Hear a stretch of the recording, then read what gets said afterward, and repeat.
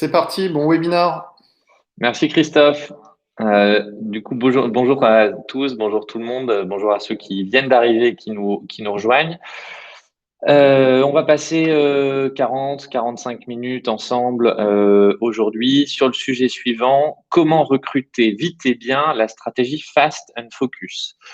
Vous allez voir, on va aborder différents sujets. D'abord, je ne vais pas dire conceptuel, mais plutôt orienté compréhension du processus de recrutement. Je pense que si on veut être performant, il faut d'abord bien comprendre ce qu'on fait et comment les différents enjeux sont imbriqués les uns avec les autres. Okay. Donc, on va parler un petit peu voilà, d'abord de théorie, de data et de données. Et ensuite, on va essayer de parler d'outils et de solutions voilà, pour que vous ressortiez quand même de ce webinaire avec des idées concrètes de ce que vous pouvez mettre en œuvre et de faire peut-être évoluer votre réflexion sur votre stratégie de recrutement. OK. Alors, allons-y. Il faut juste que je valide un petit peu la technique. Alors, on va parler, comme je l'ai dit dans ce webinaire, un petit peu de data et pour être plus performant, je pense qu'on doit d'abord rentrer dans l'ère de ce qu'on appelle les HR Analytics. Okay. J'ai envie de commencer avec une petite citation d'un entrepreneur américain assez successful qui dit la phrase suivante: What you measure naturally improves. Donc tout ce qu'on mesure s'améliore naturellement. Et moi, je pense que cette phrase est juste, qu'elle est relativement vraie, d'accord? Et donc qu'on doit nous aussi, dans nos processus de recrutement, chercher à mesurer ce qu'on fait pour ensuite se donner l'opportunité de s'améliorer. D'accord? Donc, les HR Analytics, qu'est-ce que c'est? C'est l'ambition de dire, je vais collecter de la donnée RH et je vais l'analyser de telle sorte que cette donnée puisse contribuer à, la stratégie de l'entreprise, d'accord? Et à l'amélioration de ses performances. Okay. En fait, la volonté d'introduire de la data dans les HR, elle n'est pas récente, hein, elle date des années 90. Mais en tout cas, ma perception, c'est qu'elle a mis pas mal de temps à se diffuser au niveau HR pour une raison que moi j'analyse, qui est que les compétences naturelles, quand on veut faire du recrutement, sont plutôt des compétences orientées autour du quotient émotionnel, de la communication inter- et intrapersonnelle, de l'empathie. Pas forcément, on sait qu'en HR, on n'est pas forcément les plus analytiques. Et donc, on a peut-être un peu de retard par rapport à d'autres BU dans l'entreprise sur cette notion de collecter la data, l'analyser, la comprendre pour mieux performer. Alors, quand on parle excusez-moi, quand on parle de HR Analytics, il y a deux grands domaines, hein, on peut diviser. Il y a toute l'analyse de la donnée autour plutôt du recrutement, ok. Donc, ce qu'on va être de la donnée autour des candidats. Et ensuite, il y a de la donnée plutôt autour des collaborateurs ou ce qu'on appelle en anglais de la workforce. D'accord? Donc, l'analyse autour des collaborateurs, ça va être les possibilités, l'analyse de l'absentéisme, des plans de formation, des plans de carrière. Donc, on peut faire plein de choses sur ça. Comme en tant que fondateur de Clever Connect, nous, notre expertise, c'est plutôt le processus de recrutement. Ce que je vous propose, c'est que du coup, ce webinaire va être orienté autour de quelles sont les données qu'on peut ressortir pour progresser dans notre processus de recrutement. Okay. Donc la question qu'on se pose et que je pense qu'on doit se poser pour démarrer, c'est qu'est-ce que je dois mesurer dans mon processus de recrutement? Quels sont les indicateurs que je dois suivre?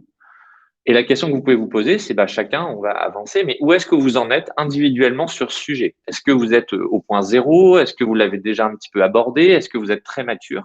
Je pense que c'est intéressant.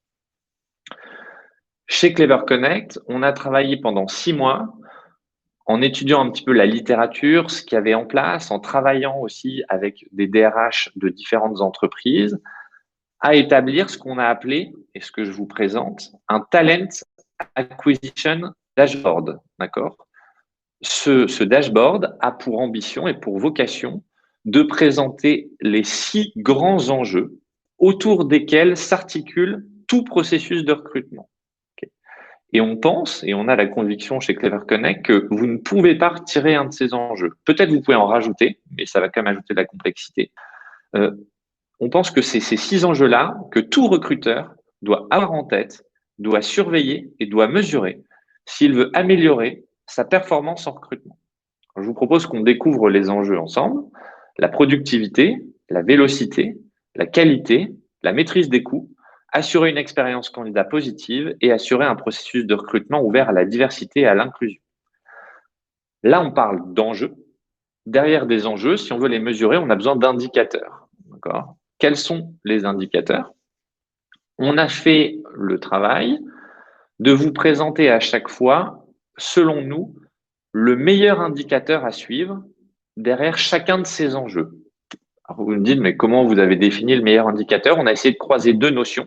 Un, la pertinence de cet indicateur et deux, la facilité relative d'accès à la donnée. C'est-à-dire que par moment, il y avait peut-être encore un indicateur plus performant, mais si la donnée était très compliquée à réunir, on s'est dit, c'est peut-être pas le meilleur à proposer. Okay. Donc, je vous propose qu'on découvre un petit peu ces six indicateurs enfin, ces six enjeux et leurs indicateurs clés derrière. Le premier indicateur, c'est la productivité. La productivité, c'est combien de recrutements je suis capable de faire avec mon équipe ou seul, voilà, mais c'est pareil, avec mon équipe, sur une période donnée, sur un mois, sur un trimestre, un semestre ou une année. Est-ce que c'est 5, 10, 15 ou 20? Okay. L'indicateur, c'est le nombre de recrutements divisé par le nombre de recruteurs en équivalent temps plein dans l'équipe. Ça désigne ma productivité. Je suis capable de faire 30 recrutements à l'année avec mon équipe. Autre notion très importante mais différente et qui souvent est mélangée et confondue avec la productivité, c'est la vélocité. D'accord ? La vélocité, c'est est-ce que je suis capable de faire mes recrutements dans le délai prévu au budget ou dans le business plan. C'est-à-dire que si j'avais 15 recrutements à faire dans l'année, je peux avoir fait mes 15 recrutements, mais si chacun des recrutements est arrivé avec 1 mois ou 2 mois de retard, ça a bien un impact, ok, sur les autres business units.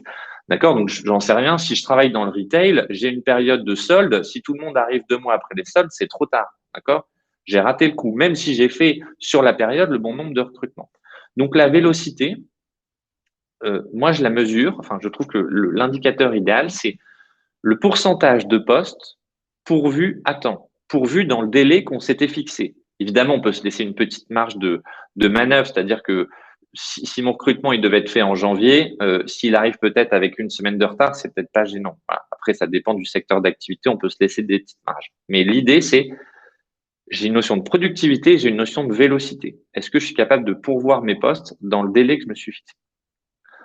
Troisième indicateur, probablement le plus important de tous, la qualité. Évidemment, si on fait tout ça, c'est pour essayer d'identifier les talents les plus adéquats pour notre entreprise. Quel est le bon indicateur selon moi pour mesurer la qualité de nos recrutements? C'est le taux de rétention à court terme. Quand je dis à court terme, je préconiserai 6 mois ou 12 mois. Okay, c'est-à-dire, est-ce que les managers décident de conserver la personne que je leur ai proposée et qu'on a recrutée durant la période d'essai après? Et est-ce que la personne souhaite rester dans l'entreprise car la réalité de son poste, la culture de l'entreprise correspond bien au projet qui lui a été vendu? Okay. Je vous donne juste un chiffre. En France, 30% des candidats quittent leur poste dans les 12 mois suivant l'embauche. Soit du choix du recruteur, en disant la personne ne répondait pas aux attentes, soit par le choix du candidat. Quoi qu'il arrive, c'est-à-dire qu'un recrutement sur 3 est une erreur de recrutement. Okay. Aujourd'hui, les études faites par les cabinets plus sérieux disent que c'est sur des postes cadres, minima 20 000 euros l'erreur de recrutement. Ensuite, on passe au coût. Et oui, parce que finalement, recruter un certain volume de candidats en respectant les délais et trouver les bons, ça serait presque pas si dur si on n'avait pas en face de ça des contraintes budgétaires. Et je pense que tout recruteur, oui, vous allez recevoir les slides, je vois un petit peu les questions. Tout recruteur évolue évidemment dans un environnement dans lequel il y a des contraintes, et notamment des contraintes budgétaires. Et donc, ce qu'on doit faire, c'est réussir à maintenir ou améliorer notre productivité, notre vélocité, notre qualité, tout en maintenant notre coût par recrutement. Moi, je pense que c'est le meilleur indicateur, cet indicateur de coût par recrutement. Comment on le calcule? C'est simple. On additionne le coût de l'équipe en charge de recrutement, donc les coûts salariaux, plus le coût des outils, et on le divise par le nombre de recrutements réalisés sur la période. Okay. Et donc, on arrive à 3 000 euros, 4 000 euros, 7 000 euros, 10 000 euros, d'accord, qui est le coût d'un recrutement. Ce qui est hyper intéressant aussi, parce que quand on a le coût d'un recrutement, on comprend aussi mieux, du coup, le coût d'une erreur de recrutement, d'accord, qui est à minima le coût qu'on a dépensé pour faire rentrer cette personne, d'accord. Item suivant, l'expérience candidat. Comment est-ce qu'on mesure l'expérience candidat? Là, je pense qu'il y a plusieurs options. Soit des outils que vous développez vous-même et on peut faire des solutions assez simples, une campagne d'email qui part à tous les candidats qui rentrent dans le process. Mais je pense qu'on a besoin de savoir et d'évaluer quelle est la qualité de notre processus et est-ce qu'il est en amélioration ou en dégradation. On peut aussi passer par des outils qui existent sur le marché. D'accord. Ce qui est très intéressant, c'est que l'ensemble de ces items, d'accord, de ces leviers, de ces 6 piliers, c'est pas des piliers qui sont indépendants les uns des autres, ils sont connectés, comme vous le comprenez. Mais je parle par exemple de l'expérience candidat. Si votre expérience candidat, elle se dégrade, vous allez probablement voir une dégradation des autres items. C'est-à-dire qu'il va être plus dur de recruter rapidement si vous avez une mauvaise expérience candidat, parce qu'à long terme, en fait, les gens, du coup, postulent moins, sont moins attirés par votre entreprise. Et donc, ça a un impact probablement sur la qualité, la productivité, la vélocité et probablement sur vos coûts, parce que vous devrez surinvestir pour compenser une marque employeur un peu faible ou dégradée. Et enfin, le dernier item, la diversité. D'accord. Je pense que en 2021, on a tous, en tant que recruteurs, conscience de l'importance de cet enjeu. Comment est-ce qu'on mesure que notre processus de recrutement est inclusif, ouvert à toutes les formes de diversité qui valorisent l'entreprise? Et d'ailleurs, il y a un grand nombre d'études pour démontrer que les entreprises avec une diversité forte sont de toute façon économiquement plus performantes que les autres. Je pense que ça n'est plus à démontrer. Pour ceux que, du coup, ce sujet intéresse et qui ont envie de faire leur talent acquisition dashboard sur leur entreprise, ce que je vous propose, je vais vous partager du coup les slides et dedans vous aurez un lien. D'accord. Nous, on a créé. D'ailleurs, je peux même peut-être. Hop, je vais même essayer de vous le partager. Hop, je vais vous faire un petit partage d'écran. Partager. Je vais essayer de vous montrer. J'espère que vous voyez. Alors, c'est peut-être pas en très grand. Mais vous y aurez accès, pour ceux que ça intéresse, au du coup Talent Acquisition Dashboard. Donc, une fois qu'il est complété, ça ressemble à ça. Vous avez les 6 items, d'accord? Et en dessous de chaque item, okay, vous avez 3 informations. Si je prends la productivité, vous avez d'abord la valeur brute, c'est-à-dire votre productivité. Par exemple, ici, c'est 12,3 recrutements par recruteur en équivalent temps plein. En dessous, vous avez la dynamique, d'accord, versus la période précédente. Donc, versus le mois précédent ou l'année précédente. Est-ce que je suis en amélioration sur ce sujet? Est-ce que je suis en stagnation? Est-ce que je suis en dégradation? Et enfin, vous avez l'écart à l'objectif. Vous comprenez bien que vous pouvez ne pas atteindre votre objectif, mais quand même être dans la bonne direction. C'est rassurant. Okay, vous pouvez aussi rater votre objectif et être en dégradation versus la période précédente. Et là, c'est plus inquiétant. Donc, voilà à quoi peut ressembler votre Talent Acquisition Dashboard. Donc, dans cet Excel que je mettrai à votre disposition, vous aurez du coup, le résultat et juste à côté, la base de données, d'accord, que vous pourrez compléter. Vous avez toutes les informations dedans et juste simplement les chiffres à rentrer avec des explications à côté et ça va automatiquement calculer votre Talent Acquisition Dashboard. D'accord. Donc, je rentre pas dans le détail de tout, mais vous avez à chaque fois le sujet, par exemple, le nombre de recrutements, commentaires, illustrations, et vous rentrerez simplement les données en disant, bah voilà, j'en ai fait 38 cette année, 27 l'année passée, mon objectif c'était 38, donc voilà mon écart à l'objectif et voilà ma dynamique versus l'année passée. Okay. L'idée, c'est que vous puissiez vraiment suivre avec cet outil vos performances et aussi communiquer au sein de l'équipe recrutement, mais peut-être avec plus largement d'autres BU dans un comité de direction en disant très simplement, voilà les enjeux d'un processus de recrutement, voilà où on en est, voilà notre dynamique, voilà notre écart à l'objectif. Et cette année, on va essayer de particulièrement travailler cet item parce qu'il est stratégique au regard des enjeux de l'entreprise. Et grâce à ça, je pense, on valorise aussi l'alignement business de la BU recrutement et HR par rapport aux enjeux de l'entreprise. Je reviens du coup un petit peu avec vous. Hop. Ah, j'ai perdu ma présentation. Je vais la relancer. On y est. Paf. Super. Alors, j'espère évidemment, enfin, ce qu'on fait en recrutement, c'est pas simple. Donc, j'espère réussir à tout de même être didactique sur ce sujet qui est un petit peu technique, mais évidemment, parce que ce qu'on fait, c'est compliqué et malheureusement, on peut pas réduire un processus de recrutement à un sujet qui serait évident. Sinon, probablement qu'on ferait pas autant de webinaires et qu'on se poserait pas autant de questions si le recrutement était une science exacte, simple, facile et accessible. Donc, je pense que ça permet aussi de transmettre d'ailleurs aux autres équipes la complexité de ce qu'on fait quand on fait du recrutement, voilà, parfois qui n'est pas tout à fait perçu. Si vous passez du temps sur votre talent acquisition dashboard et que vous essayez de mesurer, donc c'est ce qu'on a fait du coup avec les DRH avec qui on a créé ce dashboard. D'ailleurs, je remercie Cécile Tando de Marsac voilà, sur le sujet. On s'est rendu compte que il était quasiment impossible d'être performant en même temps sur les 6 enjeux. C'est hyper dur. Et vous le verrez, si vous essayez de suivre, vous allez vous rendre compte que vous prenez une photographie à un moment donné, vous allez vous concentrer sur un ou deux items et vous allez voir les autres se dégrader pendant que vous en améliorez un. C'est extrêmement dur de maintenir l'ensemble de ces des 6 piliers du Talent Acquisition Dashboard à un niveau élevé. Voilà, c'est très compliqué parce qu'ils sont tous corrélés et de temps en temps, quand on se concentre sur un, on en dégrade un autre.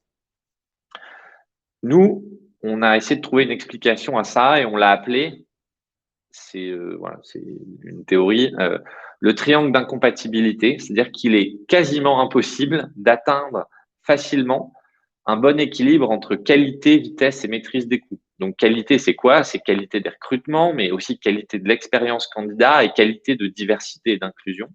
Vitesse, c'est notre productivité, notre vélocité, et coût, c'est la maîtrise des coûts. Et en fait, c'est hyper dur d'être bon sur les 3 enjeux. On a appelé ça, du coup, un peu le triangle d'incompatibilité. Et d'ailleurs, quand on regarde un petit peu, du coup, les entreprises avec lesquelles on bosse, eh ben, on a pu voir qu'il y avait des grandes tendances qui se dégageaient. On avait d'un côté les entreprises qui étaient dans une stratégie slow and secure, c'est-à-dire privilégier la qualité et la maîtrise des coûts, en disant, OK, j'ai un budget, je ne peux pas en sortir, je veux absolument faire des bons recrutements. Et très souvent, quand on est dans ce type de profil, c'est la vitesse qui en pâtit. C'est-à-dire voilà, on a un budget qui est limité, on ne veut recruter que des talents, enfin être très sélectif, voilà, s'assurer de ne pas faire d'erreur, voilà, ou minimiser vraiment le risque d'erreur. Et très souvent, du coup, on dérape un petit peu en temps. Voilà. Donc peut-être que vous pouvez voir, est-ce que vous êtes dans cette stratégie-là. Évidemment, ce sont un petit peu des caricatures et la réalité est parfois un peu plus complexe, mais je trouve que c'est intéressant pour réfléchir sur nos processus. Ensuite, on avait une autre approche qui était plutôt la stratégie Fast and Furious, c'est-à-dire des entreprises qui étaient sur une logique, et on peut voir ça parfois dans le travail temporaire ou sur des postes où il y a un vrai turnover et on a l'information la veille pour le lendemain. On doit à nouveau garder un contrôle budgétaire et on doit recruter très vite. Et du coup, très souvent, on se dit, bon, ouais, si je dois trouver quelqu'un pour l'ouverture du chantier demain sur un poste de sécurité parce que mes entrepôts, ils sont plus sécurisés, et très souvent, du coup, on a bien conscience qu'on dérape parfois un petit peu sur la qualité, qu'on n'est pas en capacité de faire tous les checks qu'on aimerait faire pour valider la qualité du recrutement. Voilà, donc c'est la stratégie qu'on a appelée Fast and Furious. Et enfin, il y a une dernière approche qu'on a pu voir qu'on retrouve aussi assez souvent dans les entreprises de croissance, voilà, qui est la stratégie Fast and Focus en disant, OK, j'ai un plan de recrutement hyper ambitieux et je veux pas sacrifier la qualité. Et là, très souvent, qu'est-ce qui se passe? En fait, si on veut avoir les meilleurs pour la boîte tout en faisant très vite, ça nous coûte souvent très cher et on voit du coup un petit peu une explosion des budgets de recrutement. Et donc, aujourd'hui, moi, j'ai essayé de me poser la question, de se dire, tiens, sur les entreprises qui sont dans cette logique Fast and Focus, comment est-ce qu'on peut quand même les aider à maîtriser leurs coûts, okay, et à essayer de retrouver un équilibre sur ce triangle. Moi, j'ai quand même une conviction, c'est que la technologie doit être un moyen de répondre à ce triangle d'incompatibilité. Moi, je pense que sans investissement technologique, il est quasiment impossible d'atteindre l'équilibre et de faire mieux, plus vite, pour moins cher. Et normalement, théoriquement, la technologie doit nous permettre de nous rapprocher de cet équilibre. Pourquoi? Alors, vous allez me dire, oui, mais enfin, si je fais un investissement technologique, j'augmente mes coûts. Vrai. Vrai. Sauf que normalement, si l'investissement est judicieux, l'outil bien choisi et performant, normalement, cet outil, il doit vous permettre de gagner en productivité et en vélocité. D'accord? Il doit potentiellement vous permettre de recruter mieux. Et donc, si vous gagnez en vélocité, en productivité, vous pouvez faire plus de recrutement avec les mêmes équipes. Donc, en fait, vous diminuez vos coûts. Et si vous recrutez mieux, vous avez moins de turnover et vous baissez également vos coûts. Et si ça améliore l'expérience candidat, à nouveau, vous enclenchez ce cercle vertueux qui fait que vous faites un investissement, mais qui normalement doit toucher les autres items et à la fin s'avérer en plus rentable. En tout cas, c'est l'équation magique qu'on vise. Je ne dis pas qu'on y arrive à chaque fois, mais c'est pour moi la martingale que doit permettre la technologie si elle est bien employée et si on a bien analysé de quel type d'outils on avait besoin dans notre processus et comment le faire. Du coup, et là, c'est plus, voilà, je vous partage ma vision, ma compréhension. Pour moi, dans ce processus de talent acquisition, on va avoir 3 grandes étapes. 1, attirer. Comment j'attire des visiteurs sur mon site ou sur mes offres. 2, convertir. Comment je convertis ces visiteurs en candidats. Et 3, comment j'évalue ces candidats pour trouver le ou les meilleurs pour le poste. Okay. Et donc, l'idée, c'est d'identifier bien dans mon processus actuellement, dans chaque entreprise, où est-ce que j'ai le plus gros trou dans ma raquette et où est-ce que, avec la technologie, je peux faire le plus grand effet de levier. D'accord? Et donc, j'imagine, ça dépend des entreprises, des secteurs, de vos besoins, de votre stratégie. D'accord? Et donc, moi, j'ai essayé de vous donner ici un petit peu des technologies qui sont présentes sur le marché et qui peuvent peut-être répondre à vos enjeux. Voilà. Donc, d'abord, des technologies pour attirer. Donc, dans l'attraction, on a, évidemment, vous connaissez tous les sites emploi et tout ça, donc je ne vous reparle pas de ces outils-là. Il y a un outil qui me semble quand même intéressant et porteur de promesses qui est les solutions de programmatique, qui est de dire comment je peux essayer de toucher des candidats qui ne sont pas présents sur les grands sites emploi en les touchant sur les réseaux sociaux, d'autres sites et en faisant du retargeting. Voilà.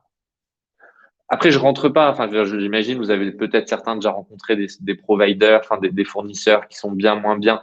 J'expose le champ des possibles. Voilà. Après, chacun, évidemment, fait ses choix. Euh, la cooptation et les programmes de referral, c'est-à-dire comment on peut utiliser des collaborateurs comme ambassadeurs de la marque pour aller capter des talents qu'on ne capterait pas grâce au processus classique, standard, à de la diffusion d'offres voilà, sur des sites emploi ou sur son site carrière. Comment est-ce qu'on peut aussi utiliser la technologie? On peut utiliser la technologie dans la conversion, d'accord? C'est de dire aussi, et bon, du coup, je suis